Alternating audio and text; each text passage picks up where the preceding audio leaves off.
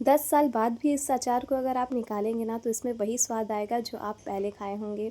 Hello everyone, तो चलिए आज बनाते हैं आम और कटहल का अचार। पर सबसे पहले मैं आप सभी को दिल से धन्यवाद कहना चाहती हूँ आम के कूचे में इतना अच्छा रिस्पांस के लिए। तो यहाँ पर जो अचार हम बनाएंगे ना उसका टेस्ट आप सबको बहुत ही अच्छा लगेगा, एक बार ज़रूर ट्राई कीजिएगा।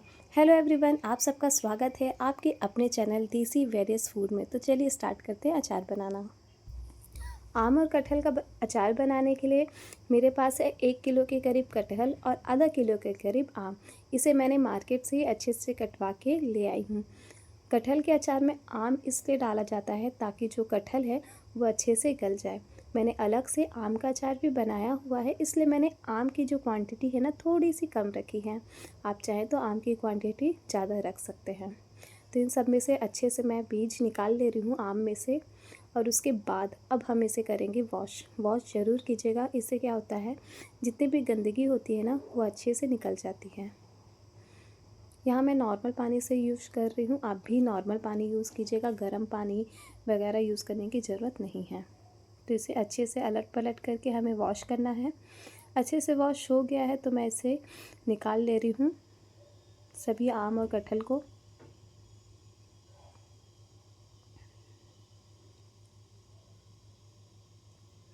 सभी आम और कटहल को निकालने के बाद आप देख सकते हैं कितनी गंदगी है। फिर से मैं एक बार और वॉश कर ले रही हूँ ताकि जो गंदगी है ना वो दोबारा ना आए।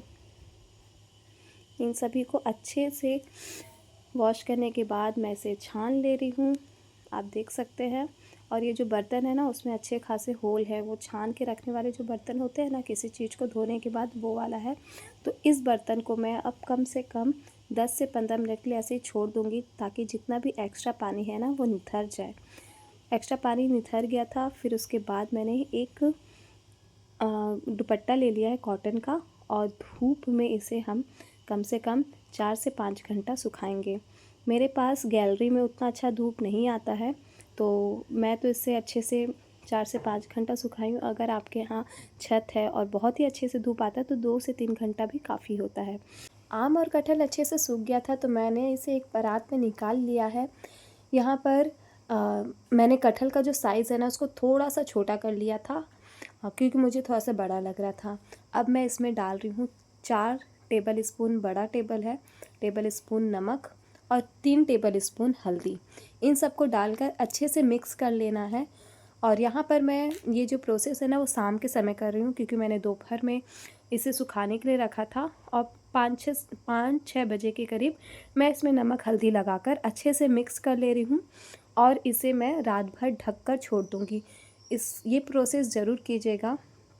यही छोटे छोटे प्रोसेस जो होते हैं ना वो हमारे अचार को लंबा टिकाता है। तो यहाँ पर सुबह हो चुका है, सुबह में मैंने फिर से इसे अच्छे से मिक्स कर लिया है।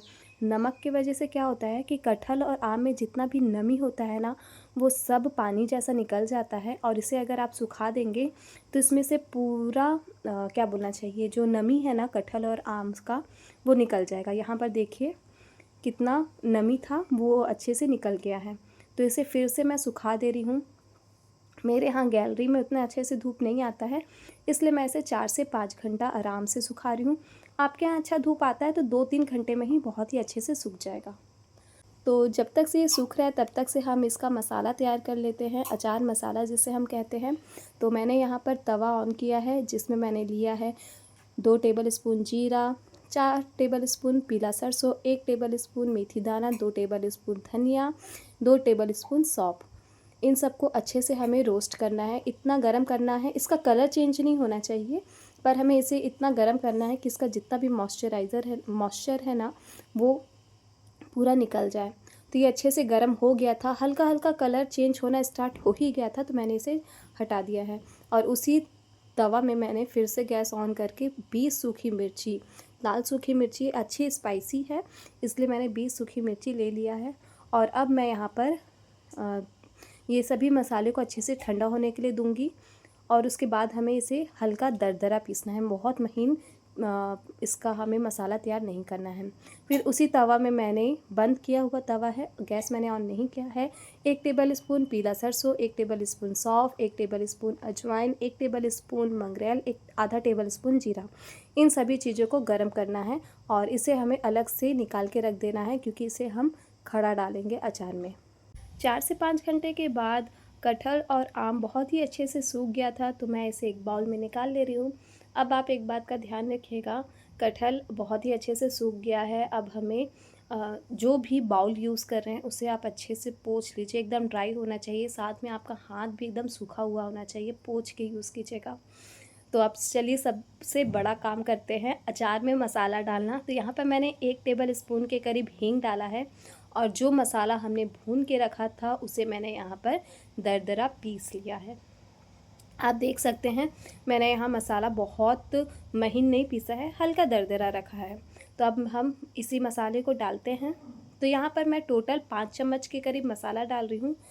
ये एकदम इनफ है इस अचार के लिए। अगर आपको कम लग रहा है तो आप एक्स्ट्रा 1 आध चम्मच डाल सकते हैं। तो मैं यहाँ पर 5 चम्मच डाल रही हूँ और 2 चम्मच के करीब मसाला बचा हुआ है, तो मैं उसे साइड में रख दे रही हूँ। अगर कम लगेगा तो मैं डाल दूँगी। और उसी के साथ मैं यहाँ पर डाल रही हूँ 2 चम्मच के करीब काला नमक। यहाँ पर हम टोटल 4 चम्मच हमने सफ़ेद नमक पहले डाल चुकी हूँ और 2 चम्मच अभी डाल रही हूँ। 6 चम्मच के करीब नमक डाल रही हूँ। इन सबको अच्छे से मिक्स करने के लिए मैं यहाँ पर सरसों का तेल डाल रही हूँ। बहुत लोग ना सरसों का जो तेल होता है वो गर्म करके डालते हैं, पर हम लोग हमेशा कच्चा ही तेल डाले हैं, तो मैंने कच्चा ही तेल डाला है। अगर आपको पका हुआ सरसों का तेल का टेस्ट पसंद है तो आप पके हुए सरसों का तेल डाल सकते हैं। और उसी के साथ मैंने यहाँ पर 2 चम्मच के करीब विनेगर डाला है। विनेगर ज़रूर डालिएगा, क्योंकि इससे ना इसका अचार का जो लाइफ है ना वो बढ़ जाता है। इन सभी चीज़ों को अच्छे से मिक्स कर लीजिए। मिक्स करने के बाद इसे आप साफ़ जार में, एकदम सूखा हुआ साफ़ जार में अच्छे से भर लीजिए। तो एक बार आप भी अपने घर में इस तरीके से ना कटहल और आम का जो अचार है ना बना के ज़रूर ट्राई कीजिएगा। उसी के बाद जितना भी एक्स्ट्रा तेल और मसाला था उन सभी को मैं डालती हूँ और अब मैं इसके ऊपर से डालूँगी सरसों का तेल फिर से। उस समय मैंने सिर्फ मिक्स करने के लिए ही तेल डाला था मसाला में, मसाला अच्छे से मिक्स हो जाए इसलिए। अभी मैं, आप देख सकते हैं, आधा जो डिब्बा होता है ना उससे ज़्यादा ही मैंने सरसों का तेल डाला है। और इन सब चीज़ को अच्छे से मिक्स करके आप रख दीजिएगा। 2 से 3 दिन के लिए अच्छे से कड़कती धूप में आप इसे रखिएगा। और 1 आध महीने के बाद जो है ना कटहल पकना स्टार्ट हो जाता है, मतलब गलना स्टार्ट हो जाता है। जैसे ही ये मसाला और कटहल आम गलेगा ना, वैसे ही मसाला बहुत ही अच्छे से कोटेड हो जाते हैं अचार में। तो आपको ये रेसिपी कैसा लगा कमेंट्स में ज़रूर बताइए।